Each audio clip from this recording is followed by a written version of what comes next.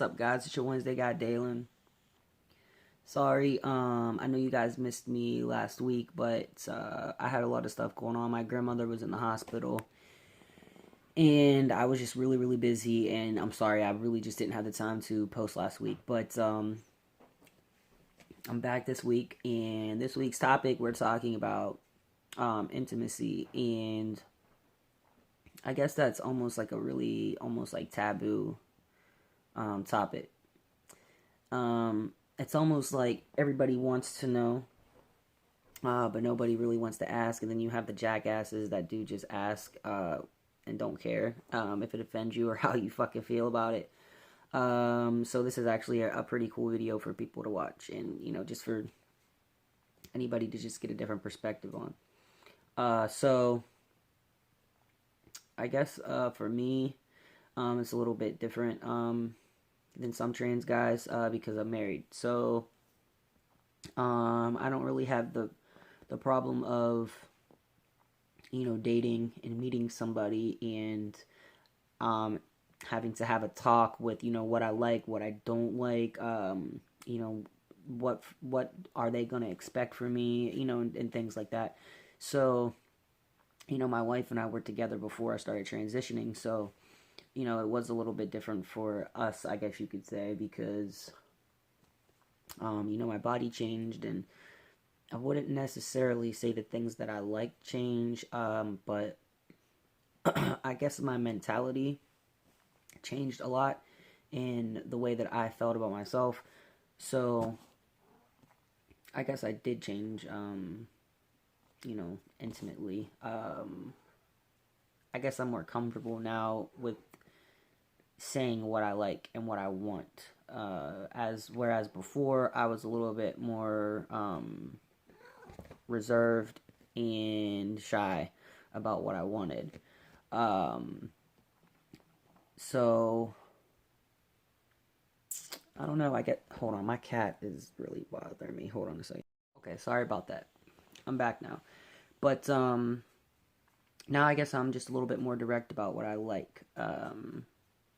As far as having sex goes, and how I want to feel. But if I wasn't married, I guess it would be a little difficult. I think that I would probably be very forthcoming with people that I met about me being transgender. Only people that I was interested in as more than a friendship, because as far as friends go, unless you're gonna see me naked or we're gonna get intimate at any point, I don't feel like I need to tell you that I'm transgender, and I'm not going to tell you that I'm transgender unless I feel absolutely 100% comfortable telling you. And even then, I may not tell you. But I do think that if we were going to be more than friends, that is something that I would definitely disclose to a person before we were intimate. Just because I would want somebody to tell me. I guess it really doesn't make a difference, but it's just something that I would want to know. You don't want to just take off your clothes and be like, here I am, and they're going to be like, what, expecting something totally different. And then almost in a way, if you don't tell them and you kind of just, you don't take off all your clothes and, you just use a prosthetic and they have no idea, it's almost like, you are lying to them in a way by not telling them, and they may feel a little betrayed. So I would definitely disclose that before any level of intimacy occurred. But it's just like, I guess with trans guys, it's kind of like a sore subject because, a lot of us don't have all the parts that we want. So it's hard to find a prosthetic that works for you, a prosthetic that you like, a prosthetic that functions in all of the ways that you really need it to. Um, and then it kind of sucks when, if you have like a Packer, and then you have, or just an STP, and then you have to, change it, when you're about to get intimate with a person. You just don't have all of the equipment just there. You're not just ready to go.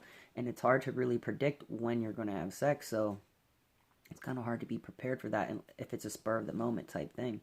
So sometimes the mood can be ruined by, oh, hold on a second, I gotta go, you gotta go to the bathroom, or you gotta go, you gotta get your stuff ready. So, um, it kind of sucks. So, but I guess with, and then it's like if you're not married or you don't live with the person, um, how do you really prepare for that? I guess you could just always have on, um, a prosthetic that's, ready for action, and you can wear it all the time. But, sometimes that gets uncomfortable. And then a lot of them you can't pee at a urinal with. Um, and then the STP devices that are really, really good and do work well aren't really 4-in-1. They're just made to pee. So, and as far as functionality goes, that's something that you would want to wear every day. You're not really going to be prepared to have sex 24/7. I'm sure we all really think that we are, but being a trans man, it's like, what's more important to you? Maybe having sex with your partner or your girlfriend or your friend, or being able to go into a urinal and pee, which is, going to the bathroom is something you do a couple times a day. So I would think that you'd probably pick functionality over possibly having sex. Um, so, it's kind of, it kind of sucks in a way. This topic, you would think would be really, really fun and cool, but, there are a lot of negative aspects to being a trans man and being intimate with people. Um, it's just not as easy as you would think, because not all trans men are comfortable with women giving them head without a prosthetic. Some trans men think that it makes them feel girly or feminine, and they just don't really care for it. And then their partner may not really feel comfortable because, it just may not be something that they want to do. Um, and then again, I already explained to you the difficulty with the whole prosthetic thing. So, um, it could be a sticky topic. So it's very important that you are with a partner, that you can be vocal about the things that you like and the things that you don't like and the things that you want to do, so that you feel comfortable. And if you're with somebody that makes you feel uncomfortable, and you're not totally 100% comfortable, sorry, I'm a little sick, guys. But if you're not totally 100% comfortable with them, um, you're gonna have some issues because, like I said, there's a little bit of preparation that goes into being intimate with the trans guy. I mean, not all trans guys need prosthetics, or prefer prosthetics. Some I know trans guys that don't use them at all. I mean, they use them sometimes, but their sex life really mostly consists of not using any type of prosthetics. But then there are trans men that prefer to use them more than not, which, I prefer to use mine more than I don't prefer to use it. So, when you're about to, go ahead and get down, you have to stop, or, you have to say, okay, either you have to go put it on, or you have to, like, with me, I have a free thumb that I use, or that I wear 80% of the time. So, and I don't put the rod in it all the time, because if I have the rod in it all the time, it looks like I have a boner. So if I'm about to, I have to go get the rod, put it in, and it's not just something that you could just pop in. You have to take the prosthetic off. You have to, like, it takes, at least a good 2 minutes to get that in there, unless you want to, like, rip your prosthetic up and, maybe tear it, take the paint off by just forcing it in. So, I have to go do that, and then we can continue. So what I like to do is, sometimes before bed, I'll just, when I go to the bathroom to get ready for bed, I'll just put it in and sleep with it. And if, we have sex, then we have sex. If we don't, then, we don't. I'll just take it out in the morning. So that, I don't have to go do it or put it in if we end up, being intimate. And then if it's just like, a sporadic, whatever, um, sometimes I won't use one, or, um, I'll, be like, hey, let me go do this real quick. But a lot of times we'll just do other things. So, I try not to really spoil the moment, because it's kind of hard to create an intimate moment over again. It's almost like impossible.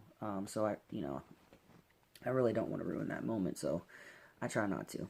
But I think that's really it as far as anything that I would have to talk about as far as intimacy goes. If there's anything I didn't cover, just let me know. If you have any questions, just ask, and I'd be more than happy to answer them. And real quick, I'm going to just tell you a quick embarrassing childhood moment, since I missed the topic last week. So when I was in high school, I played travel softball, and we were actually a really good team. We were ranked like second in the nation. I mean, we were good. And I was the starting shortstop. I was a beast. So I was the shit. But my mom, she used to come to these tournaments, and in the summer, and in between games, we would have a lot of downtime. So as a child, I was just very curious, and I loved chocolate. And I would just run around with my diaper on and just do crazy shit. And I think I was maybe like 1, and somehow I got my diaper off, and I thought my little turds were chocolate. And yeah, I'm sure you guys know where this story's going. So I guess I popped one in my mouth, and I don't know I don't know what happened. I guess I probably spit it out or whatever, but my mom, thought it was funny, and she decided to tell my entire softball team this, and some of the people on my travel softball team went to my high school. Some of them went to other high schools. So, yeah, this is a story that a couple people from my travel team told the people from in my high school team. So not only did I have to deal with them talking shit in the summer, but I had to deal with them talking shit in high school. And I mean, it was just like a funny joke. They would make fun of me, but it was really, really fucking embarrassing. Because I mean, I was a baby. Like, I didn't know any better, but that's definitely not a story that you want anybody to ever hear. But since I was already embarrassed one time, I figured why not embarrass myself again and tell you guys, because, hey, at this point, I really just don't give a fuck what people think about me, and, I don't know. Yeah, but that's probably the most embarrassing story that I could tell you guys. And hey, why not? So, yeah, but that's it. So, I hope you guys enjoyed my video, and make sure you guys check out the other guys' videos. Jeez, I'm sorry. Oh, man. I have been having this frog in my throat for like a week now, but I don't know. Make sure you check out the other guys' videos for the rest of the week, and I guess that's it. I really appreciate you guys for watching, and I hope you guys are having a great week. And, oh, real quick before I go, my name change hearing is December 7th. My top surgery consultation is October 26th, because I had to reschedule. So it sucks because I didn't get to go the Friday that I wanted to go. But it's at the end of this month. My name will be changed December 7th. So when I bring the new year in, hopefully I am fucking breastless, and I have my new name. And I will just be a whole new person. I hope that 2017 I will be bringing it in as a new fucking person. So, I don't know. I just thought I'd share that with you guys. But I hope you guys have a great rest of the oh my god, I can't fucking talk. Rest of the week, man. And I'll talk to you guys later, man. Peace.